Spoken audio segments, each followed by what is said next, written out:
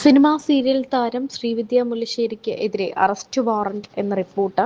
വ്യാജ trading app promote ചെയ്തതിനാണ് case. 4 വർഷം മുൻപ് നടി സ്വന്തം സോഷ്യൽ മീഡിയ പേജിൽ പോസ്റ്റ് ചെയ്ത വീഡിയോയാണ് കേസിന് ആധാരം. നടിയുടെ വീഡിയോ കണ്ട് ട്രേഡിംഗ് ആപ്പിൽ പണം നിക്ഷേപിച്ച യുവാവിന് 1 ലക്ഷത്തിന് മുകളിൽ പണം നഷ്ടപ്പെട്ടു. 1,03,000 രൂപയാണ് യുവാവിന് നഷ്ടമായത്. 4 വർഷം മുൻപാണ് കേസിന് ആസ്പദമായ പ്രൊമോഷൻ ശ്രീവിദ്യ ചെയ്യുന്നത്. വിഷുവിനോടനുബന്ധിച്ചാണ് നടിയുടെ സോഷ്യൽ മീഡിയ പേജുകളിൽ ഈ ട്രേഡിംഗ് ആപ്പിന്റെ വീഡിയോ പ്രത്യക്ഷപ്പെട്ടത്. ഇതെന്റെ വിഷുക്കൈനീട്ടമായി എല്ലാവരും കണക്കാക്കണം. എല്ലാവർക്കും ജീവിതത്തിൽ ഒരു അഡീഷണൽ ഇൻകം ആവശ്യമാണ്. ബിനോമോ ആപ്പിനെ കുറിച്ചാണ് ഞാൻ സംസാരിക്കുന്നത്. 2 മില്യണിൽ അധികം സക്സസ്ഫുൾ ട്രേഡേഴ്സ് ഇന്ത്യയിലുള്ള ആപ്പാണ് ബിനോമോ. അതുമാത്രമല്ല മോസ്റ്റ് ട്രസ്റ്റഡ് ട്രേഡിംഗ് ആപ്പുമാണെന്നാണ് വീഡിയോയിൽ ശ്രീവിദ്യ പറഞ്ഞത്. ഈ ആപ്പുമായി ബന്ധപ്പെട്ട് നിരവധി വീഡിയോകൾ ശ്രീവിദ്യ ചെയ്തിരുന്നു. ഇത് കണ്ടിട്ടാണ് ഒരു യുവാവ് ട്രേഡിംഗ് ആപ്പിൽ പണം നിക്ഷേപിച്ചത്. ആപ്പിൽ 1,03,000 രൂപ നിക്ഷേപിച്ച് യുവാവ് ട്രേഡിംഗ് നടത്തിയെങ്കിലും 1 രൂപ പോലും തിരികെ ആപ്പിൽ നിന്നും സമ്പാദിക്കാനോ പിൻവലിക്കാനോ യുവാവിന് കഴിഞ്ഞില്ല. പണം നഷ്ടപ്പെട്ടുവെന്ന് മനസ്സിലാക്കിയ യുവാവ് കോടതിയിൽ കേസ് രജിസ്റ്റർ ചെയ്തു. പിന്നീട് വാദം നടക്കുകയും പരാതിക്കാരനായ യുവാവിന് അനുകൂലമായി കേസിൽ വിധി വരികയും ചെയ്തു. പരാതിക്കാരന് ശ്രീവിദ്യ 1,03,000 രൂപ തിരികെ നൽകണം. കൂടാതെ 50,000 രൂപ നഷ്ടപരിഹാരമായി അധികം നൽകുകയും വേണമെന്നായിരുന്നു കോടതി വിധി. കേസിൽ വിധി വന്ന ശേഷം ശ്രീവിദ്യ അപ്പീലിന് പോയിരുന്നു. തനിക്ക് വേണ്ടി ഹാജരായ വക്കീലിന് കേസ് കൃത്യമായി വാദിക്കാൻ കഴിഞ്ഞില്ലെന്നും അതുകൊണ്ടാണ് താൻ ഈ കേസിൽ തോറ്റുപോയതെന്നും പറഞ്ഞാണ് നടി അപ്പീൽ നൽകിയത്. ശ്രീവിദ്യയുടെ കേസ് ഏറ്റെടുത്തിരുന്ന വക്കീലിന്റെ പേരിലും മറ്റൊരു കേസുണ്ടെന്നാണ് റിപ്പോർട്ടുകൾ. അതിന്റെ കാര്യങ്ങൾക്ക് പിന്നാലെയായതിനാൽ വക്കീൽ നടിക്ക് വേണ്ടി കേസിൽ കൃത്യമായി ഇടപെട്ടില്ലെന്നും റിപ്പോർട്ടുകളുണ്ട്. മാർച്ചിനുള്ളിൽ പരാതിക്കാരന് അർഹതപ്പെട്ട തുക ശ്രീവിദ്യ നൽകണമെന്നായിരുന്നു കോടതി വിധിയെങ്കിലും ശ്രീവിദ്യ അനുസരിക്കാൻ തയ്യാറായില്ല. കോടതി വിധി വന്നിട്ട് 4 മാസത്തിൽ ഏറെയായി. അതിനാൽ തന്നെ 4 തവണ അറസ്റ്റ് വാറന്റ് വന്നു. പക്ഷേ പോലീസ് താരത്തെ അറസ്റ്റ് ചെയ്തതുമില്ല. വിദേശത്ത് ഭർത്താവിനൊപ്പം അവധി ആഘോഷിക്കുകയാണിപ്പോൾ ശ്രീവിദ്യ. ഘട്ടം ഘട്ടമായിട്ടാണ് തനിക്കൊരു 1 ലക്ഷത്തിലേറെ പണം നഷ്ടമായത്.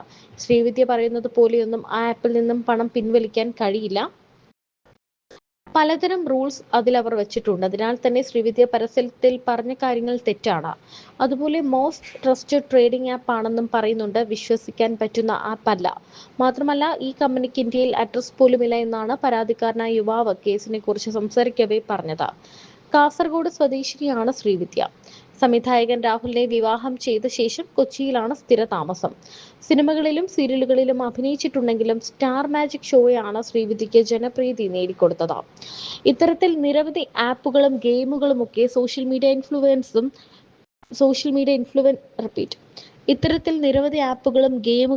സോഷ്യൽ മീഡിയ ഇൻഫ്ലുവൻസേഴ്സും നടന്മാരും നടിമാരുമൊക്കെ പ്രൊമോട്ട് ചെയ്യുന്നതിനെതിരെ നിരവധി ആളുകളാണ് ഇതിനു മുൻപ് രംഗത്ത് വന്നിട്ടുള്ളത്. ഇത്തരത്തിലുള്ള ആപ്പുകൾ ഒന്നും ഇങ്ങനെയുള്ളവർ പ്രൊമോട്ട് ചെയ്യരുത്. കാരണം ഇത് സാധാരണക്കാരിലേക്ക് എത്തും എന്ന് പറഞ്ഞുകൊണ്ട് ഇതിനു മുൻപും ഒരു കോടതി വിധി വന്നിട്ടുണ്ടായിരുന്നു. കാരണം ഇത്തരത്തിൽ ആപ്പുകൾ അല്ലെങ്കിൽ പ്രോഡക്റ്റുകൾ വിശ്വസിച്ച് നമ്മൾ അവരുടെ ആഡ് കണ്ട് പരസ്യം കണ്ട് അവരുടെ വാക്ക് വിശ്വസിച്ച് ഒരു സാധനം വാങ്ങുമ്പോൾ അതിൽ എന്തെങ്കിലും പാകപ്പിഴക് വന്നാൽ ആ സംഭവത്തിന്റെ പൂർണ്ണ ഉത്തരവാദിത്തം ഈ പരസ്യം ചെയ്തവർക്കായിരിക്കുമെന്നും കോടതി മുൻപ് പറഞ്ഞിട്ടുണ്ട്. എനിക്കൊരു ടീമുണ്ട്. ഓ, അപ്പൊ അവർക്ക് കണ്ടന്റ് അങ്ങ് കൊടുക്കും, അവരതനുസരിച്ചിട്ട് അപ്ലോഡിങ് ആണ്. എന്റെ കണ്ടന്റ് മിക്കവാറും ഞാൻ തന്നെയാണ്. പിന്നെ ചില നല്ല കണ്ടന്റുകൾ രാഹുലിന്റെ സൈഡിൽ നിന്നുണ്ടാവും, ഇടാറുണ്ട്. അപ്പൊ സ്പെസിഫൈ ചെയ്തല്ലോ രാഹുല്, നല്ല കണ്ടന്റ് ഒക്കെ ആണെങ്കിൽ രാഹുലിന്റെ സൈഡാണെന്ന്. അതെന്താ ശ്രീവിദ്യയുടെ ഇതിനകത്ത് നല്ല കണ്ടന്റ് വരാറില്ലേ? ഇല്ല, എന്റെ ചാനലിന്റെ പേര് യോളോ എന്നാണ്. യോളോ ബൈ ശ്രീവിദ്യ മുല്ലശ്ശേരി എന്നാണ്. യോളോ എന്നുള്ള പേര് രാഹുലിന്റെ ആയിരുന്നു. അപ്പൊ ഫസ്റ്റ് എന്തിടണമെന്ന് ആലോചിച്ചിരിക്കുമ്പോഴാണ് റാപ്പ് സോങ് ഇറക്കണേ. എന്നെ കൊണ്ട് ഒരിക്കലും പാടാൻ പറ്റില്ല എന്നുള്ളത് എനിക്കറിയാം. എന്നെ കൊണ്ട് പാടിപ്പിച്ചിട്ട് ഇറക്കണ അവനാണ്. അപ്പം കഷ്ടപ്പെട്ടു. അതെ, അയ്യോ, സ്റ്റുഡിയോയിൽ ഇരുന്നിട്ടുണ്ടല്ലോ. ശരിക്കും നിങ്ങളുടെ ഈ ഒരു എൻഗേജ്മെന്റ് നടന്നിട്ടാണ് ഇപ്പൊ ഒരു 1 ഇയർ കഴിഞ്ഞിരിക്കുന്നത്. അതിന് മുമ്പേ ശരിക്കും നിങ്ങൾ ഇപ്പൊ എത്ര നാളെ നിങ്ങൾ തമ്മിൽ ഒരു റിലേഷനിലേക്ക് വന്നിട്ട് ഇപ്പൊ എത്ര വർഷമായിട്ടുണ്ടാവും? 6 years ആവുന്നു. 6 years? എവിടുന്ന് കൊളുത്തി? തിരുവനന്തപുരംകാരനെ കാസർഗോഡുകാരി? കൊച്ചിയിൽ വെച്ചാണ് കാണുന്നത്. വളരെ ആക്ഷനിലായിട്ട് കണ്ടതാണ് ഞങ്ങള്. വളരെ യാദൃശികമായിട്ട് ഞാൻ വേറൊരു പരിപാടിക്ക് പോകുന്നതിനിടയിൽ ഈ പറഞ്ഞ പോലെ അവിടുത്തെ ലോബിയിൽ വെച്ച് കാണുകയും അതെ ഏറെക്കുറെ അപ്പൊ ഞാൻ എപ്പോഴാ പിന്നെ അതൊക്കെ സെറ്റാക്കിയത്? എനിക്ക് ആദ്യത്തെ ഭയങ്കര ബുദ്ധിമുട്ടായിരുന്നു. ഇങ്ങനെ സ്റ്റെയർ ചെയ്ത് നോക്കുക, അത് ഭയങ്കര ബുദ്ധിമുട്ടായിരുന്നു. സ്റ്റെയർ ഒന്നുമല്ലേ? ആ, സ്റ്റെയർ എന്ന് പറയുന്നത് ടോട്ടലി ഡിഫറെന്റ്, അങ്ങനെ പറയല്ലേ? സ്റ്റെയറിംഗ് അല്ലായിരുന്നു, ഇടയ്ക്കിടയ്ക്ക് അതെ. സോറി അതെന്റെ സ്റ്റെയറിംഗ് വേറെ. അപ്പൊ അത് കഴിഞ്ഞ് പിന്നെ ഞങ്ങൾ ഓൾറെഡി ഫേസ്ബുക്ക് ഫ്രണ്ട്സ് ആയിരുന്നു. അത് ഞങ്ങൾക്ക് അറിയില്ലായിരുന്നു, രണ്ടുപേർക്കും അറിയില്ലായിരുന്നു. അതായത് നമ്മൾ ഈ ഇൻഡസ്ട്രിയിലുള്ള ആൾക്കാരെ റിക്വസ്റ്റ് അയക്കുമ്പോൾ അത് അക്സെപ്റ്റ് ചെയ്യും, അങ്ങനെ ആയിരിക്കണമല്ല. എന്റെ സ്ക്രീൻഷോട്ട് എനിക്കറിയാം പിന്നെ റിക്വസ്റ്റ് വരുന്നത്. അപ്പം അങ്ങനെ പിന്നെ ഫേസ്ബുക്ക് മെസ്സേജ് ഇത് ചെയ്തു. പക്ഷെ എനിക്ക് റേഞ്ച്, അന്ന് എനിക്ക് ഒട്ടും റേഞ്ച് ഇല്ല വീട്ടില്, BSNL ഒക്കെ ആയിട്ട്. അപ്പൊ ഇന്ന് അയച്ചു കഴിഞ്ഞാൽ 2 ദിവസം കഴിഞ്ഞിട്ട് എന്റെ റിപ്ലൈ കിട്ടുള്ളൂ. പിന്നെ ഞാനിങ്ങനെ വോൺ ചെയ്തു, നമ്പർ ചോദിച്ചു. അപ്പൊ ഞാൻ പറഞ്ഞു പ്രപ്പോസ് ചെയ്യരുത്, എനിക്കത് ഇഷ്ടമല്ലാന്ന് പറഞ്ഞു. അങ്ങനെ അപ്പൊ പിന്നെ നമ്പർ തന്നു. പിന്നെ പുള്ളി എല്ലാ പടവും ഫസ്റ്റ് ഡേ ഫസ്റ്റ് ഷോ കാണുന്ന ആളാണ്. ഞാനാണെങ്കിൽ എന്റെ വീട്ടിൽ അങ്ങനെ സിനിമയ്ക്ക് കൊണ്ടുപോവേ ഇല്ല. അപ്പൊ ഈ സിനിമാ പ്രാന്ത് ഉള്ളതുകൊണ്ട് എനിക്ക് കഥകൾ പറഞ്ഞു തരുന്ന രാഹുലാണ്. അല്ല, പ്രപ്പോസ് ചെയ്യില്ലെന്ന് എനിക്ക് ഒരു ഇത് കോൺഫിഡൻസ് കിട്ടിയതിന് ശേഷമാണ് നമ്പർ കൊടുത്തത്. പിന്നെ ഫ്രണ്ട്സ് ആയി. ഇഷ്ടമല്ല, ലൈക്ക് ഇതല്ല, എന്താണ്, പ്രണയം തുടങ്ങിയിട്ടില്ല. എന്നിട്ട് പിന്നെ കഥകൾ നമ്പർ പിന്നെ കൊടുത്തു ഞാൻ. എന്നിട്ട് ഞാൻ പറയും നമ്പർ തരാം, പക്ഷേ നമ്പർ കിട്ടി ഇവിടെ മോളെ, നിന്നെ ഞാൻ എന്തായാലും റെഡി ഇല്ല. എന്നിട്ട് വേറൊരു കാര്യം കൂടെ ഞാൻ പറഞ്ഞു, നമ്പർ തരാം പക്ഷെ ഇങ്ങനെ പ്രപ്പോസൽ ഒക്കെ ആണെങ്കിൽ ഞാൻ ബ്ലോക്ക് ചെയ്യും, അതും കൂടെ ഞാൻ പറഞ്ഞു. എന്നിട്ടാണ് നമ്പർ കൊടുത്തത്. എന്നിട്ട് സ്ഥിരം ബ്ലോക്കിംഗ് ആയിരുന്നു. ബ്ലോക്ക് ചെയ്യാൻ പറ്റില്ല, അയച്ച മെസ്സേജ് ഇട്ട് 2 ദിവസം കഴിഞ്ഞിട്ടാ. പിന്നെ ഈ സിനിമാ കഥകൾ അറിയാൻ വേണ്ടി വിളിച്ചു തുടങ്ങി. ഈ നന്നായിട്ട് കഥ പറയാൻ പറ്റും. അതില് ഭയങ്കര മിടുക്കനാണ് നറേറ്റ് ചെയ്യാൻ. ഒരു ഇൻസിഡന്റ് തന്നെ ശരിക്കും ലൈഫില് നല്ലത് ചീത്തയായിട്ടുള്ള എത്രയൊക്കെ കഥകൾ കേട്ടിട്ടുണ്ടാവുന്നറിയോ? അവന്റെ കഥകൾ തന്നെ ഇഷ്ടം പോലെ കേട്ടു. അല്ല, ഇനിയിപ്പൊ കേൾക്കാനിരിക്കുന്നതേ ഉള്ളൂ. ലൈഫ് ഒരുമിച്ചൊക്കെ നിങ്ങളുടെ ജേണി തുടങ്ങിയിട്ടല്ലേ ഉള്ളൂ. ഇനി എന്തൊക്കെ കള്ളക്കഥകളും ഇങ്ങനെയുള്ളവരുണ്ടല്ലോ, ഇൻസ്റ്റന്റ് ആയിരിക്കും. നിങ്ങൾ എവിടെയാന്ന് ചോദിച്ചു കഴിഞ്ഞാൽ അവരുടെ ഭാഗത്തുനിന്ന് കഥ മേക്ക് ചെയ്ത് വരിക. അല്ലല്ല, എന്റെ ഭർത്താവും ഇതുപോലെ തന്നെ ഒരു ഡയറക്റ്റ് ചെയ്തിട്ടുണ്ട്. അപ്പം കഥ എഴുതാൻ ഉള്ള ആൾക്കാർ, എന്റെ മോൾക്കും അതേ ഒരു ഇത് കിട്ടിയിട്ടുണ്ട്. നമ്മൾ പറയും ഇൻസ്റ്റന്റ് ആയിട്ടേ പിന്നെന്താന്നൊന്ന് ചോദിച്ചാൽ മതി, അവിടുന്ന് അങ്ങ് പൊയ്ക്കോളും കഥ, ഇങ്ങനെ വന്നോണ്ടേയിരിക്കും. എന്നിട്ട് രാഹുലിന് എപ്പോഴാ തോന്നി ഇവിടെ അല്ലല്ല ഇദ്ദേഹം വിട്ടു തരുന്നില്ലല്ലോ, ഇദ്ദേഹം വിട്ടു തരുന്നില്ല. അതെനിക്ക് ഉറപ്പായിരുന്നു. അത് നമ്മളൊരു സെൽഫ് കോൺഫിഡൻസ് ഉണ്ടല്ലോ, എന്തായാലും വളയും എന്നുള്ളൊരു സാധനം. പക്ഷെ എന്ത് പറഞ്ഞ അവസാനം അങ്ങ് ഫ്ലാറ്റ് ആക്കിയത്? ഒന്ന് പറയൂ രാഹുൽ, കേക്കട്ടെ. എന്തിനാണ് ലാസ്റ്റ് ഫ്ലാറ്റ്? നേരത്തെ അവള് പറഞ്ഞ പോലെ തന്നെ ഞാനൊരു കഥ ഉണ്ടാക്കി, അത്രേ ഉള്ളൂ. അത് എന്ത് കഥയാ? ബ്രേക്കപ്പ്, ലാസ്റ്റ് ബ്രേക്കപ്പിന്റെ കഥ. ഞാൻ വിശ്വസിച്ചു. അതിലൊരു 30-40% സത്യമായിരുന്നു, ബാക്കി 60 ഞാൻ എന്റെ കയ്യിൽ നിന്നിട്ട് ഒരു കഥ. അതില് ഞാൻ വീണു. ഞാൻ വിരിച്ചൊരു പാവ മനുഷ്യൻ.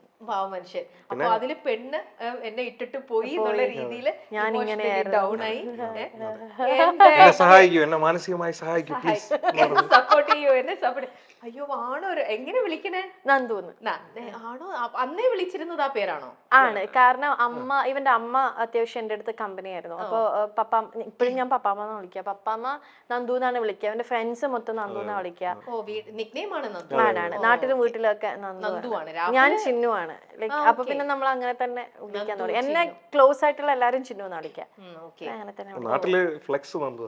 ഫ്ലെക്സ് നന്ദു അവന്റെ വട്ടം പേര്. അത് ഇത്രയും നാളായിട്ട് മാറിയിട്ടില്ല എന്നുള്ളതാ. ഈ ഇടയ്ക്ക് പോലും ഞാൻ ഈ പറഞ്ഞ പോലെ എൻ്റെ ഒരു ബ്രദർ ഉണ്ട്, വർഷങ്ങളായിട്ടോ. അപ്പം ഈ ഇടയ്ക്ക് പോലും ഞാൻ ഈ പറഞ്ഞ പോലെ പുള്ളിയുടെ ഫോൺ എൻ്റെ അടുത്തിരിപ്പുണ്ടായിരുന്നു. എന്തോ കാര്യത്തിന് ഞാനിങ്ങനെ കോൾ ചെയ്യാൻ എന്തിനാ പറഞ്ഞാൽ ഞാൻ നോക്കുമ്പോൾ ഇപ്പോഴും ഈ ഫ്ലെക്സ് നന്ദു എന്നാണ്. ഫ്ലെക്സ് എന്ന് പറഞ്ഞാൽ എന്താ അറിയാലോ? എന്താ നമ്മുടെ ഫ്ലെക്സ്, ഹോർഡിങ്സ് ഫ്ലെക്സ്. നിങ്ങളുടെ അടുത്ത് ഒരു കാര്യം പറഞ്ഞാൽ ഏകദേശം നാട്ടുകാരെ മുഴുവൻ അതുപോലെ അറിയിക്കുന്നത് കൊണ്ടാണ്. ഞാൻ ഏകദേശം ഒരു 6th to 7th പഠിക്കുന്ന മുതല് ഞങ്ങളുടെ ചെമ്പകശ്ശേരി എന്ന് പറഞ്ഞൊരു സ്ഥലം. അപ്പം ആ ടൈമിൽ ഈ വിജയ് ഫാൻസ് എന്ന് പറയുന്നത് വളരെ എന്താ പറയാ, ഭയങ്കരമായിട്ട് ഇങ്ങനെ കേരളത്തിലോട്ട് ഇങ്ങനെ കൂടിക്കൊണ്ട് വന്നുകൊണ്ടിരുന്ന ഒരു സമയമാണ്. വിജയ് എന്ന് പറയുന്ന ഒരു ആള് വരികയും ഞാൻ കടുത്ത വിജയ് ആരാധനായിരുന്നു. അപ്പം ഞാനന്ന് 6th or 7th എന്തോണം, എനിക്ക് എൻ്റെ ഓർമ്മ ശരിയാണെങ്കിൽ. അപ്പം ഞാനും എൻ്റെ ഒരു സുഹൃത്തും കൂടെ ചേർന്നിട്ട് ഞങ്ങളൊരു ഫാൻസ് അസോസിയേഷൻ സ്റ്റാർട്ട് ചെയ്തു. അപ്പം ജംഗ്ഷനിൽ ഏറ്റവും കൂടുതൽ ഫ്ലെക്സ് വയ്ക്കുന്നത് ഞങ്ങളാണ്. എവിടെ തിരിഞ്ഞാലും വിജയുടെ 7th 8th അത്രേ ഉള്ളൂ.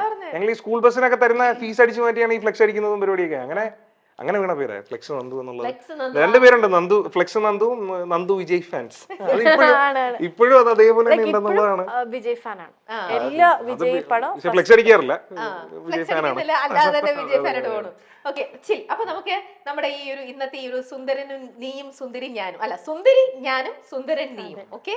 അപ്പൊ അതില് സുന്ദരിയാണോ സുന്ദരനാണോ കൂടുതൽ സ്മാർട്ട്, അല്ലെങ്കിൽ കൂടുതൽ പരസ്പരം നന്നായിട്ട് മനസ്സിലാക്കിയിരിക്കുന്നത്? ഇപ്പൊ നിങ്ങളൊരു ഇന്നേക്ക് ഇപ്പൊ ഒരു 7 വർഷമായിട്ടുണ്ടാവുമല്ലോ നിങ്ങളുടെ ഇപ്പൊ? 6 വർഷം കംപ്ലീറ്റിംഗ് ഉള്ളൂ, ആവുന്നേ ഉള്ളൂ.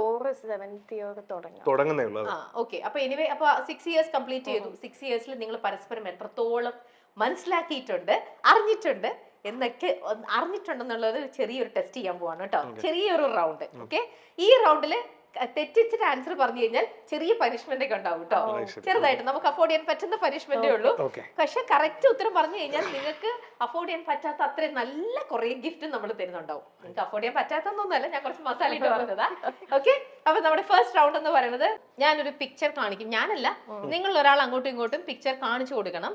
എന്നിട്ട് ആ പിക്ചർ കണ്ടിട്ട് അത് എന്താന്ന് മറ്റേ ആളത് ആക്ടിങ്ങിലൂടെ, ചുണ്ടുകൾ അനക്കരുത്, ആക്ടിങ്ങിലൂടെ അതെന്താ സംഭവം എന്ന് പറയണം. ഓക്കെ. 1 മിനിറ്റ് സമയത്തിനുള്ളിൽ ആക്ട് ചെയ്ത് കാണിക്കണം.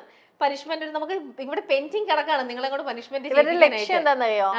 ആക്ടിവിറ്റി ചെയ്യിക്കാന്നുള്ളതല്ല, ചെയ്യിക്കാന്നുള്ളതാണ്. പക്ഷെ ശ്രീവിദ്യ നല്ലൊരു ആക്ടറാന്ന് ഓൾറെഡി പ്രൂവ് ചെയ്ത് കഴിഞ്ഞു. ഇദ്ദേഹം നല്ലൊരു ഡയറക്ടർ ആണെന്നാണ് പ്രൂവ് ചെയ്തിരിക്കുന്നത്. നല്ലൊരു ആക്ടറും കൂടെ ആണോ എന്ന് ടെസ്റ്റ് ചെയ്യാൻ വേണ്ടിട്ട് ആദ്യത്തെ സംഭവം ഞാൻ രാഹുലിന് തന്നെ കൊടുക്കുകയാണ്. രാഹുൽ ഇത് കാണുക, ഒരു രീതിയിലും ഇത് ഞങ്ങളെ ചീറ്റ് ചെയ്യരുത്, കാണിച്ചു കൊടുക്കരുത് കേട്ടോ. ഇത്രയും ഞാൻ എങ്ങനെ